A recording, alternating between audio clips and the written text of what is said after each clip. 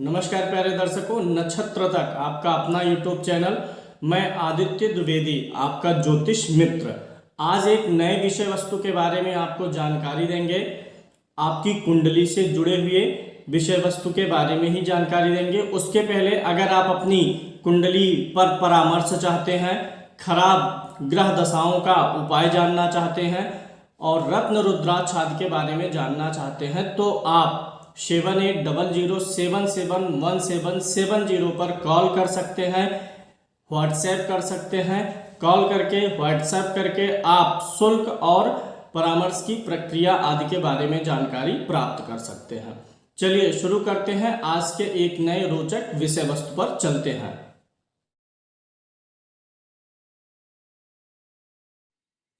जन्म कुंडली के 8वें घर के बारे में विचार करेंगे। सीरीज चल रही है हमारी जो दुख स्थान होते हैं, छठा, 8वां और 12वां घर। तो छठे घर में हर ग्रह का क्या रिजल्ट होता है, गूढ़ रहस्य, वो हमने पिछले 3 कार्यक्रम में कवर कर लिया है। अब हम बात करेंगे 8वें घर के बारे में, फिर उसके बाद 12वें घर का भी नंबर आएगा। आज हम अष्टम भाव का विचार करेंगे। अष्टम भाव से में सूर्य, चंद्रमा और मंगल के होने से क्या होता है, इसके बारे में विचार करेंगे। पहले अष्टम भाव का सिग्निफिकेंस क्या होता है ये बताते हैं। 8वें घर से आयु का विचार होता है। आयु मतलब आयु और मृत्यु दोनों एक दूसरे से जुड़ी हुई चीज़ें हैं, यानी मृत्यु का विचार होता है। आयु का जो है पूर्णा कब पूर्ण होती है आयु, यह 8वां भाव बताता है। दुख स्थान में 8वां भाव जो होता है, 8वां भाव ये सबसे ज़्यादा इन्फ्लुएंस करता है, निगेटिव असर देता है। 8वें घर से मृत्यु का विचार करेंगे, अपमान का विचार करते हैं, व्यक्ति के पतन का विचार करते हैं। सामाजिक रूप से अपमान है। दीर्घकालिक चलने वाले रोगों का विचार होता है, क्योंकि जो रोग होता है वह वास्तव में पेट की समस्याओं से उत्पन्न होना शुरू होते हैं। जो हम खाएंगे पिएंगे, डाइजेशन के प्रॉब्लम से या जो कुछ भी हमारे पेट में जाता है उसी के अच्छे बुरे के प्रभाव से रोग उत्पन्न होते हैं। तो डाइजेशन का भी भाव ये हो जाता है। तो 8वां भाव जो है यह काफ़ी महत्वपूर्ण है। आकस्मिक धन प्राप्ति में भी इसकी भूमिका होती है और खोज यानी पीएचडी वगैरह करने के लिए भी महत्वपूर्ण होता है ये। और बदनसीबी जो जीवन की होती है वह भी इस भाव से इंडिकेशन मिलता है। और डीप डिप्रेशन भी इस भाव से जानकारी मिलती है। तो इसी भाव के बारे में आप अपनी कुंडली सामने रखिए और इसी भाव के बारे में विचार करेंगे। आपको एक चीज़ बता देते हैं, आप अगर जानना चाहते हैं कि आपकी कुंडली में मृत्यु भाव का स्वामी कौन सा ग्रह है तो आप बहुत ही आसानी से जान सकते हैं। अगर आपके इस घर में 1 और 8 नंबर की गिनती हो, 1 या 8 नंबर की गिनती हो तो मंगल है मृत्यु भाव का स्वामी। 2 नंबर 7 नंबर की गिनती लिखी होगी तो मृत्यु भाव का स्वामी शुक्र है। 3 या 6 नंबर की गिनती लिखी है तो स्वामी बुध है। 4 नंबर की गिनती लिखी है तो स्वामी चंद्रमा। 5 नंबर की गिनती अगर इस घर में है तो मृत्यु भाव का स्वामी सूर्य है।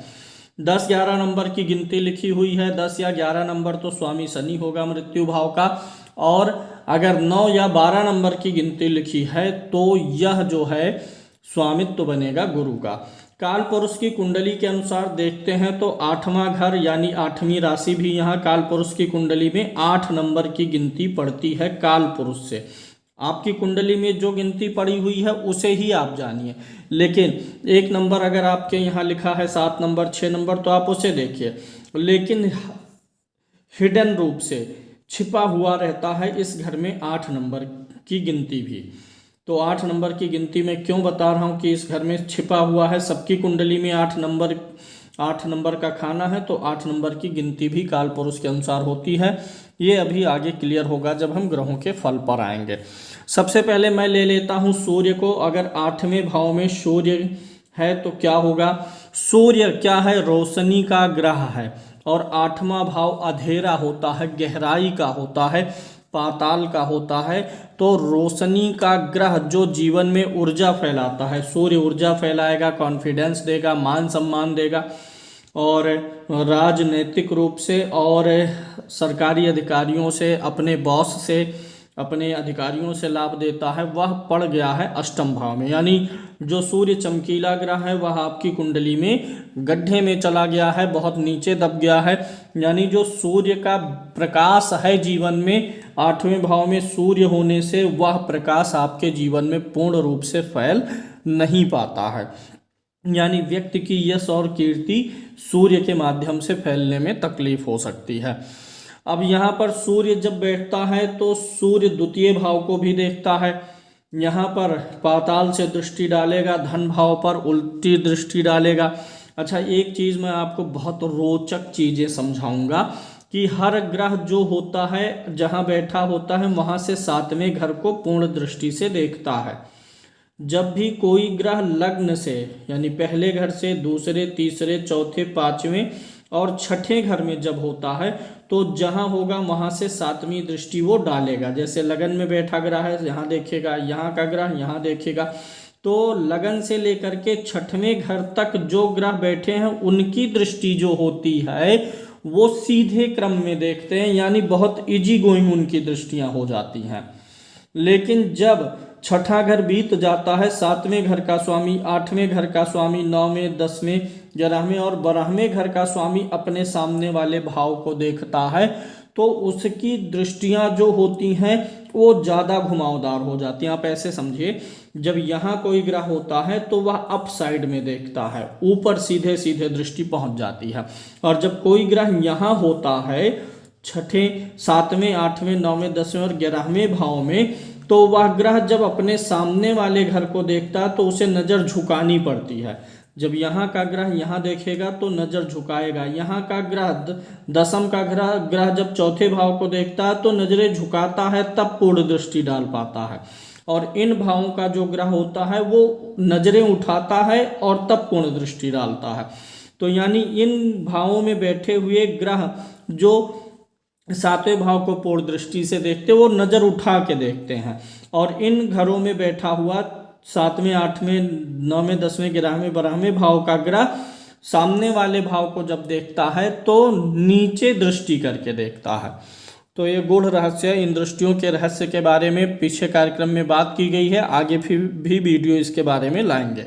तो जब सूर्य यहाँ बैठता है तो अपने कारक तत्वों में मान सम्मान में हानि कर देता है और ऐसा व्यक्ति जो है मन से चिंतित होता है। ऐसे व्यक्ति के जीवन में अवसाद, जिसको बोलते हैं तनाव, होने का खतरा रहता है। ऐसा व्यक्ति अवसाद से ग्रसित हो सकता है। यहाँ से सूर्य धन भाव को देखता है तो आर्थिक पक्ष को भी कमजोर कर देता है। यहाँ के सूर्य बैठने से व्यक्ति को अपने हृदय का ख्याल रखना है, विशेष रूप से आँखों को भी ख्याल करना है, क्योंकि एक तो सूर्य स्वयं आँखों की रोशनी का कारक होकर अष्टम में है और यहाँ से वो नीचे दृष्टि करके द्वितीय भाव को, आँखों वाले भाव को देखता है तो आँखों में प्रॉब्लम दे सकता है, जलन वगैरह दे सकता है। तो सूर्य अष्टम भाव में अच्छा नहीं माना जाता है। एक चीज़ और होते है बताना चाहूँगा मैं, ये मौत का घर है और ये सूर्य क्या है, आत्मा होती है। आत्मा मौत के घर में बैठी हुई है तो ऐसा व्यक्ति जो है मृत्यु से भयभीत नहीं होता है, ऐसे व्यक्ति को मृत्यु से डर नहीं लगता है। और यहाँ पर जो है ऊंची पदवी पाने में, राज दरबार का सुख पाने में और प्रसिद्धि पाने में तकलीफ देता है सूर्य। सारे ब्रह्मांड को रोशन करता है सूर्य, जो सबको रोशन करता है ब्रह्मांड को, वही आपकी कुंडली में भी रोशनी फैलाएगा। अब वो जो रोशनी फैलाने वाला है, जब वह अष्टम भाव में आ गया यानी गड्ढे में चला गया तो उसकी रोशनी सीमित हो जाती है। तो यानी ऐसे व्यक्ति की यश कीर्ति बहुत अच्छी नहीं फैल पाती है, ऊर्जा बहुत फैल नहीं पाती है।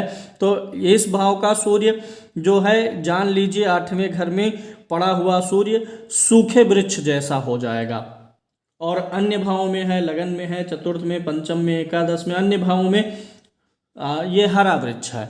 ब्रह्मांड में ऊर्जा, सूर्य के कारण वृक्षों में हरियाली है, सूर्य के कारण जो है दिन है, सूर्य के कारण आत्मविश्वास है। तो यहाँ बैठ करके जो कुंडली हरा वृक्ष रूपी कुंडली है उसको सूर्य सुखाने का काम करता है। एक चीज़ और क्लियर करेंगे, कुछ लोग कहेंगे कि सूर्य को अष्टम का दोष नहीं लगता, या ध्यान दीजिएगा बात बहुत गूढ़ है। लिखा है शास्त्र में सूर्य को अष्टमेश होने का दोष नहीं लगता। सूर्य और चंद्रमा को अष्टमेश, अष्टमेश मतलब क्या होता, आठवें भाव का स्वामी होने का दोष नहीं लगेगा। सूर्य और चंद्रमा इन दो ग्रहों को, अगर सूर्य और चंद्रमा इसी भाव में बैठे हैं और इसी भाव के स्वामी हैं तब दोषी नहीं है। लेकिन मान लीजिए 5 नंबर की गिनती यहाँ लिखी है, तो सूर्य किस गिनती का स्वामी, 5 नंबर का, तो सूर्य यहाँ पर अष्टमेश नहीं है, पंचमेश है, 5वें घर का स्वामी है। 8वें घर का स्वामी होके सूर्य चंद्रमा जिस भाव में बैठता है उस भाव के फल को बिगाड़ता नहीं है, यह है पूरा सूत्र। अगर मान लीजिए यही 9 नंबर की गिनती लिखी है, 9 का स्वामी कौन होगा, गुरु, तो 8वें भाव का स्वामी जहां बैठेगा वहां नुकसान करेगा। 8वें भाव का स्वामी होकर के गुरु यहाँ बैठेगा तो इस भाव को नुकसान देगा। लेकिन सूर्य और चंद्रमा 8वें भाव के स्वामी होकर के कहीं भी बैठेंगे तब नुकसान नहीं देंगे। लेकिन 8वें भाव के बिना स्वामी हुए 8वें में है तो नुकसान देते हैं। जिंदगी को बेरंग करता है यहाँ का सूर्य। यहाँ का सूर्य होने पर व्यक्ति को सरकारी नौकरी में भी दिक्कत आती है, व्यक्ति के लिए अवसाद, तनाव, टेंशन भी देता है। क्योंकि ये पत्नी भाव से दूसरा भाव बनता है तो वैवाहिक जीवन में भी कलह और बेवजह के तर्क उत्पन्न करने का प्रयास करता है। उपाय मैं बता देता हूँ, मतलब अच्छा नहीं है सूर्य। अगर स्वराशि का तो अच्छा है, अगर इसको गुरु देख रहा हो, शुभ ग्रह की दृष्टि हो, शुभ ग्रह के साथ हो तो कुछ हद तक यहाँ पर सूर्य ठीक हो जाता है। उपाय मैं बता देता हूँ, क्या करना है आपको कि आपको सूर्य की वस्तु में क्या आ जाता है, गुड़ आ जाता है। सूर्य की भी वस्तु होती है गुड़ और मंगल का भी होता है, तो गुड़ ले लीजिए। या गेहूं जो होता है, आटा बनता है, गेहूं का दान करना चाहिए या गुड़ का दान लगातार 8 दिन, रविवार से शुरू करके लगातार 8 दिन, यानी रविवार से शुरू करके फिर अगले रविवार तक लगातार 8 दिन 1.25 किलो गुड़ का दान किसी मंदिर में करना चाहिए। तो ऐसे सूर्य का शुभ प्रभाव बढ़ता है और अशुभ प्रभाव की कमी होती है। अब हम बात करेंगे 8वें घर में अगर चंद्रमा है, चंद्रमा किस चीज़ का कारक है, मन। सूर्य आत्मा है तो चंद्रमा मन है।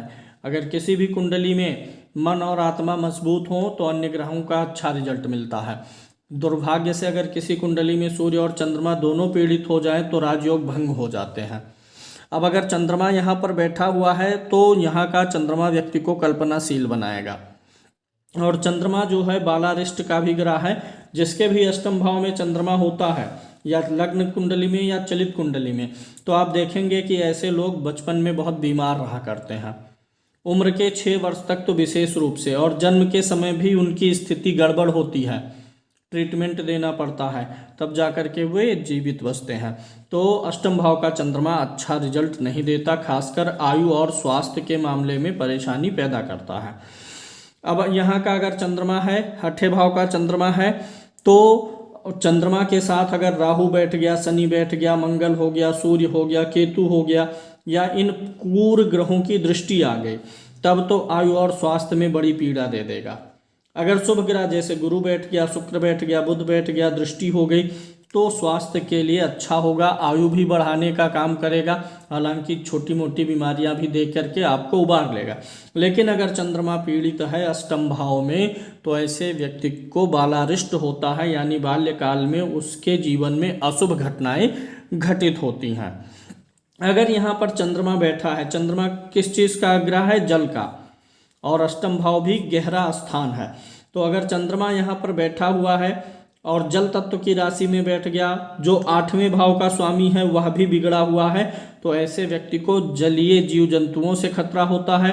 ऐसे व्यक्ति को जल वाले स्थानों से खतरा होता है, कुएं में, नदी में, तालाब में आदि जाने में ऐसे व्यक्ति को बचना चाहिए जिसका यहाँ पर चंद्रमा हो। जल से ऐसे व्यक्ति को जल वाले खतरे से दूर रहने का प्रयास करना चाहिए। तो 8वें भाव का चंद्रमा जो है अगर शुभ ग्रह के प्रभाव में है तो कुछ हद तक ठीक है, और अगर शुभ ग्रह के प्रभाव में नहीं है 8वें घर का चंद्रमा तो यह बहुत ही अशुभ स्थिति होती है। यहाँ का चंद्रमा व्यक्ति को जीवन में डिप्रेशन देगा, तनाव देगा, डिप्रेशन अवश्य देगा। अगर इसी चंद्रमा के साथ राहु या केतु बैठ जाए तो इसे मैं बहुत बुरा मानता हूँ, क्योंकि तब ऐसी स्थिति में ये चंद्रमा मन है और राहु केतु जो है सनक के ग्रह हैं, ऐसे व्यक्ति को सनक सवार होती है। ऐसा व्यक्ति बहुत ही ज़्यादा डिप्रेशन में जाता है, पागलपन की स्थिति में जा सकता है। ऐसे व्यक्ति पर नज़र, भूत प्रेत आदि का साया भी जल्दी पड़ जाता है। लेकिन एक चीज़ है, अष्टम का चंद्रमा हो तो ऐसे व्यक्ति को सिद्धियां जल्दी मिल जाती हैं, महाकाली या भैरव आदि की सिद्धियां जल्दी मिल जाती हैं। अगर हम काल पुरुष की कुंडली के अनुसार देखें तो यहाँ पर 8 नंबर की गिनती अपने आप पड़ती है और चंद्रमा इस गिनती में नीच का होता है। इसीलिए अष्टम का चंद्रमा मानसिक रूप से किसी की भी कुंडलियों आप देखेंगे, अगर चंद्रमा उच्च का नहीं है, शुक्ल पक्ष का उज्ज्वल किरण से युक्त नहीं है, तो ऐसा व्यक्ति जीवन में कई बार अवसाद और तनाव में जाएगा। सुसाइडियल थॉट्स भी ऐसे व्यक्ति को आ सकते हैं। तो मुरझाए हुए फूल जैसी स्थिति यहाँ पर चंद्रमा की हो जाती है, क्योंकि चंद्रमा कोमल ग्रह है और शुभ ग्रह भी है, लेकिन अष्टम में वो मुरझाया हुआ फूल जैसा है। यहाँ का चंद्रमा एक चीज़ देता है, ऊपरी आमदनी अच्छी देने का प्रयास करता। जो आप जॉब करते हैं, जहाँ वर्क है, जो सैलरी है, उसके अलावा एक्स्ट्रा इनकम देने का भी बहुत अच्छा प्रयास करता है, आमदनी बहुत अच्छा देने का प्रयास करेगा। जिसका चंद्रमा अष्टम में होता है, ऐसे व्यक्ति का जन्म कष्टपूर्ण होता है और जन्म के समय ऐसे व्यक्ति की माता को भी कष्ट प्राप्त होता है, क्योंकि चंद्रमा माता का कारक ग्रह अष्टम में है। तो ऐसे व्यक्ति का जन्म ऑपरेशन से हो सकता है या जन्म के समय माता को भारी कष्ट हो सकता है, मृत्यु भी हो सकती है। अष्टम का चंद्रमा होने से व्यक्ति को गुप्त अंगों में भी समस्याएं आ सकती हैं, अंडकोशों में पानी भर जाना, वृद्धि हो जाना, इस प्रकार के भी बीमारियां यहाँ पर चंद्रमा देता है। अक्सर ऐसे व्यक्ति को दाद और गुप्तांगों के आसपास खुजली आदि जो बीमारियां होती हैं संक्रमण वाली, उनके होने का भी खतरा अधिक रहता है। अगर राहु केतु दूसरे भाव में हो, राहु में से या केतु में से कोई एक या अष्टम में हो, तो ऐसा चंद्रमा महान पीड़ित हो जाता है और बहुत ही पीड़ा देने वाला हो जाता है। ऐसी स्थिति में अगर आपकी कुंडली में चंद्रमा अशुभ प्रभाव दे रहा है अष्टम भाव में बैठ करके, तो जब भी श्राद्ध पक्ष आए आप अपने बुजुर्गों का श्राद्ध अवश्य करें और श्राद्ध में दूध से बनी हुई वस्तु जरूर ब्राह्मणों को खिलाएं और दान में दें। श्राद्ध, चंद्रमा जो है पितरों का कारक ग्रह होता है, तो इसीलिए श्राद्ध पक्ष में दूध या सफ़ेद वस्तुओं का दान अवश्य करना चाहिए। अष्टम के चंद्रमा का ये अच्छा उपाय है। दूसरा, अगर चंद्रमा के साथ में राहु या केतु बैठा हुआ है तो ऐसे व्यक्ति को किसी बर्तन में, किसी बोतल में, कांच वाली बोतल में दूध भर लेना चाहिए। क्या भर लेना चाहिए? दूध ऐसा व्यक्ति कांच वाले बर्तन में भर ले, ऊपर से ढक्कन लगा करके ढंग से बंद करके, आबादी से दूर जहां लोग नहीं रहते हैं, वीरान स्थान में मिट्टी के नीचे दबा देने से इस चंद्रमा का अशुभ प्रभाव जो है वह बहुत, एक तो ये गड्ढा है ही, चंद्रमा और ज़्यादा गड्ढे में उसका अशुभ प्रभाव चला जाता है। लेकिन ऐसा तभी करना चाहिए जब चंद्रमा बहुत खराब हो और चौथे भाव में पाप ग्रह की दृष्टि ना हो, क्योंकि ऐसा करने से व्यक्ति का तो चंद्रमा ठीक हो जाएगा लेकिन माता के लिए नुकसान कर देगा। तो चौथा भाव अगर ठीक होगा, शुभ ग्रह की दृष्टि वगैरह होगी, तभी यह उपाय। जमीन में दबाने वाला कोई भी उपाय तभी किया जाता है जब उस ग्रह से संबंधित जो भाव है उसमें शुभ ग्रह की दृष्टि या युति हो। अन्य जैसे मंगल मान लीजिए अष्टम भाव में है, तो मंगल की चीज़ जमीन में दबाएंगे तो भाइयों को नुकसान करेगा। तो जो भाई वाला भाव है वह मजबूत होना चाहिए। अभी आगे हम चर्चा करेंगे। मंगल अगर 8वें घर में आ जाता है तो ऐसे में कुंडली मांगलिक हो जाती है। 8वां घर जो है ये सप्तम से दूसरा है, पत्नी का वाणी स्थान है। तो ऐसे व्यक्ति की पत्नी जो है कर्कश वाणी बोलने वाली हो सकती है। मांगलिक होने के नाते वैवाहिक जीवन अक्सर जो है दुविधाओं से युक्त, लड़ाई झगड़ा और कलह से युक्त रहता है।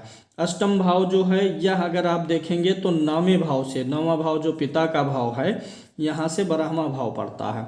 तो यानी यहाँ मंगल है तो पिता के भाव से 12वें में मंगल पड़ता है। पिता के आयु और स्वास्थ्य के लिए ऐसा मंगल अच्छा नहीं है। 8वें घर का मंगल पिता के लिए नहीं ठीक है। तो 8वें का मंगल जो है इसके साथ साथ पिता के साथ साथ आपके आँखों के लिए भी नहीं ठीक है, क्योंकि यहाँ से मंगल की दृष्टि द्वितीय भाव पर कुर ग्रह की दृष्टि पड़ रही है, तो आँखों में जलन की भी शिकायत दे सकती है। चमत्कार चिंतामण नाम के ग्रंथ में तो यहाँ तक लिखा गया है कि अगर 8वें का मंगल है तो अन्य जो भी ग्रह हैं, जो स्थिति प्लेसमेंट ग्रहों की है, वे भी मिलके मंगल के अष्टम का दोष नहीं काट पाते हैं। ऐसे व्यक्ति का जो मित्र होता है वह भी दुश्मन बन जाता है ज़रूरत पड़ने पर। और ऐसा व्यक्ति जो होता है अपने वैवाहिक सुख में, अपने पारिवारिक सुख में सफल नहीं होता है, मंगल ज़्यादा पीड़ित कर देता है। अगर पत्नी की भी कुंडली में, कन्या की कुंडली में भी मंगल यहाँ हो या वो उनकी भी कुंडली मांगलिक हो तो इस मंगल का अशुभ प्रभाव काफ़ी हद तक कम हो जाता है। यहाँ पर मंगल है तो भाइयों को तकलीफ देगा, यहाँ का मंगल है तो ऐसे व्यक्ति को पाइल्स वगैरह की भी समस्याएं दे सकता है, पेशाब वगैरह में भी, यूरिन में भी जलन इन्फेक्शन दे सकता है, पीठ कमर और मांसपेशियों में स्लिप डिस्क आदि की भी बीमारी दे सकता है। ऐसा व्यक्ति मंगल यहाँ पर हो तो ऐसे व्यक्ति को चोट चपेट लगने का खतरा भी ज़्यादा रहता है। अगर मंगल यहाँ पर बहुत ही अशुभ है तो ऐसा उपाय करना चाहिए कि यहाँ का मंगल जो है गुस्सा भी बहुत दिलाता है। तो ऐसे मंगल का उपाय यह है कि स्नान करने के बाद व्यक्ति लाल रंग का कपड़ा ज़्यादा पहने। और एक उपाय और कर सकते हैं, जिनकी मैरिड लाइफ में प्रॉब्लम हो मंगल के यहाँ होने से, ऐसे व्यक्ति को तांबे के बर्तन में लाल रंग से रंग कर कच्चा चावल भर देना चाहिए। कच्चा चावल, बिना उबाला हुआ, बिना पकाया हुआ चावल लाल रंग से रंग करके तांबे के बर्तन में तांबे का छोटा सा लुटिया ले लीजिए, उसी में भर लीजिए और फिर उसी में लाल फूल डाल दीजिए और लाल चंदन ऊपर से लगा दीजिए तांबे के बर्तन पर। और उस बर्तन को चावल भर करके ले जा करके हनुमान जी के मंदिर में दान कर देना चाहिए, या मंगल देवता के मंदिर में दान करने से मंगल क्रोध में शांति दे देता है, हानि नहीं देता और मैरिड लाइफ में भी कुछ शुभ परिणाम प्राप्त होने लगते हैं। कुल मिलाकर के मंगल यहाँ का शुभ नहीं है। गायत्री मंत्र के जाप से भी मंगल को सुधारा जा सकता है। अब अगर हम देखें यहाँ का जो मंगल होता है, अच्छा मंगल शब्द का प्रयोग होता है जब शादी विवाह होता है तो बोलते हैं मंगल गीत गाया जाए। तो जब 8वें घर का मंगल होता है तो मंगल गीत यानी जीवन में मंगल होने की संभावनाओं को बिगाड़ता है। अच्छी चीज़ें व्यक्ति को पसंद नहीं आती हैं, खटपट चिड़चिड़ापन देता है, ऐसा व्यक्ति ऊंची आवाज़ नहीं सुनना चाहता है, तो मंगल यहाँ का ठीक नहीं माना जाएगा। अगर यहाँ पर मंगल है तो एक उपाय और होता है, उसको भी मैं बता देता हूँ। मिट्टी का एक बर्तन ले लीजिए, मिट्टी का कुल्हड़, माने मिट्टी का बना हुआ आता है ना, दीपावली वगैरह के दिन जो मिट्टी के बर्तन बेचते हैं, तो मिट्टी का एक छोटा सा बर्तन लीजिए, कुल्हड़ बोलते हैं यहाँ पे, उसमें शहद डाल दीजिए और उस शहद को ऊपर से ढक दीजिए, किसी ढक्कन से ढक दीजिए, मिट्टी के ढक्कन से, और ज़मीन में दबा दीजिए। हाँ, दूर दबाना है, अपने आसपास के क्षेत्र में नहीं दबाना है, ऐसी जगह पर जहाँ आपका आना जाना कम हो, तो ऐसा कर दीजिए तो मंगल का शुभ प्रभाव कम हो जाएगा। लेकिन मंगल भाइयों का कारक है तो भाइयों को इस उपाय से नुकसान हो जाएगा, तो इसलिए भाई वाला जो स्थान है उसमें देख लीजिए शुभ ग्रह की दृष्टि हो, शुभ ग्रह बैठा हो, तभी यह उपाय करिए। जैसे अगर आप चंद्रमा के को शुभ बनाने के लिए चंद्रमा की कोई वस्तु जमीन में दबा रहे हैं तो चंद्रमा का शुभ प्रभाव आपके जीवन में पड़ेगा, लेकिन चंद्रमा माता का स्वामी है तो माता को नुकसान देगा। इसी प्रकार से मंगल भाई का स्वामी, भाई को नुकसान देगा। तो माता वाला जो भाव है चौथा, उसमें शुभ ग्रह हो, शुभ ग्रह की दृष्टि हो, भाई वाला जो स्थान है तीसरा, उसमें शुभ ग्रह की दृष्टि हो, तभी यह उपाय कर सकते हैं। अन्यथा अगर यहाँ पर मान लीजिए शनि बैठा हो भाई वाले स्थान में और भाई के कारक मंगल को आपने जमीन में दफन कर दिया, तब भाई को नुकसान हो जाएगा। इसीलिए उपाय बहुत ही सावधानी पूर्वक किए जाते हैं और हमारे उपाय आपके लिए बड़े कारगर होते हैं। जो लोग जनपत्री दिखाते हैं उपाय उनको हम बहुत अद्भुत देते हैं और ऐसा उपाय देते हैं जिसका साइड इफ़ेक्ट तो बिल्कुल नहीं आने पाता है। तो बिना साइड इफ़ेक्ट वाले उपाय ही ज़्यादा करने चाहिए। अच्छा, एक चीज़ और बताया जाता है, अगर अष्टम का मंगल है तो हाथी का जो दांत होता है, हाथी के दांत का बना हुआ कुछ धारण कर लेना चाहिए। हाथी के दांत का लॉकेट बना हो, कुछ भी हो, हाथी के दांत का एक छल्ला पहन सकते हैं। इस प्रकार से ये मंगल शुभ हो जाता है। क्यों हो जाता है? क्योंकि हाथी जो है और हाथी का दांत, उसका संबंध राहु ग्रह से है। किससे है? राहु से। और राहु मंगल का दुश्मन है। तो जब आप अपने शरीर पे राहु को एक्टिवेट कर देते हैं तो यहाँ का मंगल अशुभ प्रभाव देना कम कर देता है। राहु का स्टोन गोमेद होता है। अगर कुंडली में राहु अच्छी स्थिति में हो तो अष्टम भाव के मंगल के निवारण के लिए गोमेद भी पहना जा सकता है। लेकिन बिना कुंडली देखे, ढंग से एनालिसिस किए उपाय नहीं करना चाहिए, नहीं तो महंगे स्टोन भी आपके बेकार जाते हैं, उल्टा आपको नुकसान भी हो जाता है। तो इन दोनों चीज़ों का ख्याल रखना पड़ता है। राहु और मंगल, अगर राहु बिगड़ा हो तो मंगल को प्रसन्न करना चाहिए, और मंगल बिगड़ा हो तो राहु को प्रसन्न करना चाहिए। इस प्रकार से आप उपाय कर सकते हैं। अच्छा, एक चीज़ और होता है, जो अष्टम भाव के ग्रह होते हैं उनका स्टोन पहनना, इस पे बड़ा जो है मतभेद बनता है। 8वें घर में बैठे हुए ग्रह का स्टोन पहनेंगे तो नुकसान देगा। तो इसका क्या उपाय है? अगर मान लीजिए वह ग्रह आपके लिए कारक ग्रह हो और 8वें में बैठा हो या अशुभ प्रभाव ही दे रहा हो तो स्टोन नहीं पहन सकते। ऐसे में उस ग्रह के लिए रुद्राक्ष पहनना चाहिए। सूर्य के लिए 1 मुखी रुद्राक्ष होता है, चंद्रमा के लिए 2 मुखी, मंगल के लिए 3 मुखी।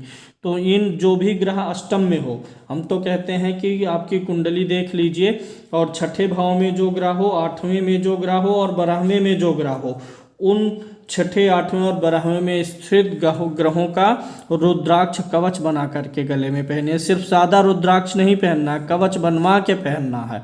या कवच हम आपको मंत्र कर जाप करके सिद्ध करके बना के भेज देते हैं, क्योंकि बिना सिद्ध किए, बिना कवच बनाए वह रुद्राक्ष उसी प्रकार का है जैसे आप धान खाएं। देखिए, धान जो होता है इसके अंदर क्या होता है? चावल होता है। तो आप जब भी खाना चाहते हैं तो क्या खाते हैं? चावल खाते हैं, ना कि धान खाते हैं। यानी उस धान का संस्कार करके उसको चावल में बदल के खाया जाता है। इसी प्रकार से रुद्राक्ष वगैरह को भी संस्कारित करके पहनने लायक बनाया जाता है, इस्तेमाल लायक बनाया जाता है। उम्मीद है आपको कार्यक्रम पसंद आया होगा। अगले कार्यक्रम में हम अगले 3 ग्रहों को लेंगे अष्टम भाव में, फिर अगले कार्यक्रम में अगले 3 ग्रहों को। आज के लिए इतना ही। नमस्कार, जय श्री कृष्णा।